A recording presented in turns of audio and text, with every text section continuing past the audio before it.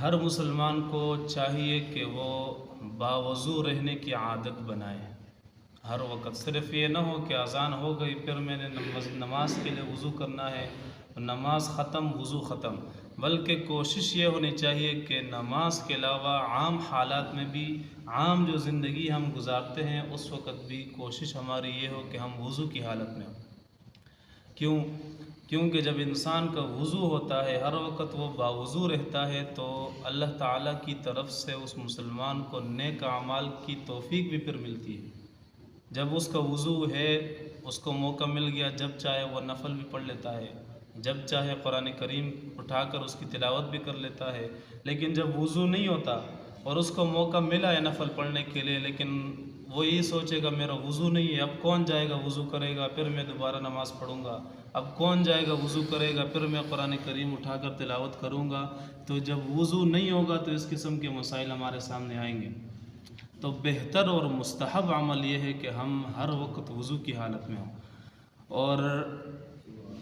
ہماری اندر یہ کوتاہی بھی پائی جاتی ہے کہ جب ہم نماز سے فارغ ہو جاتے ہیں، بعض نمازی ایسے ہوتے ہیں یہاں پر مسجد سے جیسے نکل جاتے ہیں فوراً استنجا خانے میں چلے جاتے ہیں اور پھر قضاء حاجت کر کے پھر وہاں سے پھر اپنے کام کاج میں مشغول ہو جاتے ہیں، تو بس نماز پڑھنے کے ساتھ ہی پھر وضو توڑ دیتے ہیں، پھر اسی طرح بغیر وضو کے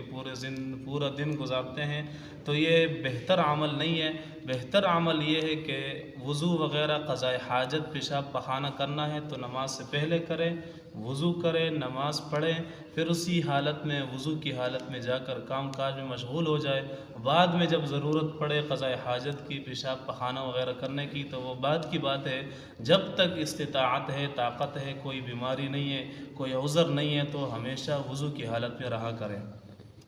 اور اس پر ایک واقعہ ترمذی شریف کے اندر موجود ہے، حضرت بلال رضی اللہ تعالیٰ عنہ کا، جو رسول اللہ صلی اللہ علیہ وسلم کے زمانے میں مؤذن تھے۔ ان کا واقعہ یہ ہے کہ ایک دفعہ نبی علیہ السلام نے حضرت بلال رضی اللہ تعالیٰ عنہ سے پوچھا کہ کیا وجہ ہے کہ جب میں جنت میں داخل ہوتا ہوں تو اپنے سے آگے آپ کے پاؤں کے چلنے کی آہٹ سنتا ہوں، جب میں جنت میں جاتا ہوں تو میں یوں محسوس ہوتا ہے کہ حضرت بلال کے پاؤں کے چلنے کی آواز مجھے محسوس ہو رہی ہے اپنے آگے آگے۔ تو حضرت بلال سے پوچھا ایسا کون سا عمل ہے کہ جس کی وجہ سے آپ کو اتنا مقام اور مرتبہ ملا ہے؟ تو حضرت بلال رضی اللہ تعالیٰ عنہ نے فرمایا میرے اندر تو بس صرف دو عمل ایسے ہیں جو میں کرتا ہوں، اس کے علاوہ تو کوئی خاص عمل نہیں ہے۔ وہ دو عمل حضرت بلال نے یہ فرمائے، ایک عمل تو یہ ہے کہ جب بھی میں اذان دے دیتا ہوں تو اذان کے بعد 2 رکعت نماز نفل پڑھتا ہوں، ایک میرا یہ عمل ہے۔ اور دوسرا عمل یہ ہے کہ جب بھی میرا وضو ٹوٹ جاتا ہے تو اس کے فوراً بعد وضو کر لیتا ہوں، پھر اس کے بعد 2 رکعت جو بھی استطاعت میں ہو وہ نماز پڑھ لیتا ہوں۔ تو یہاں پر حضرت بلال رضی اللہ تعالیٰ عنہ کا عمل یہ ہے جب بھی وضو ٹوٹ جاتا ہے فوراً وضو کر لیتا ہے، یعنی ان کی مستقل عادت تھی کہ کبھی بغیر وضو کے نہیں رہتے تھے۔ اس وجہ سے اتنا بڑا مقام اور مرتبہ ملا کہ نبی علیہ السلام جب جنت میں داخل ہو کر جنت میں چل رہے ہیں تو آپ علیہ السلام سے پہلے حضرت بلال رضی اللہ تعالیٰ عنہ کے پاؤں کی جو آواز تھی وہ ان کو سنائی دی۔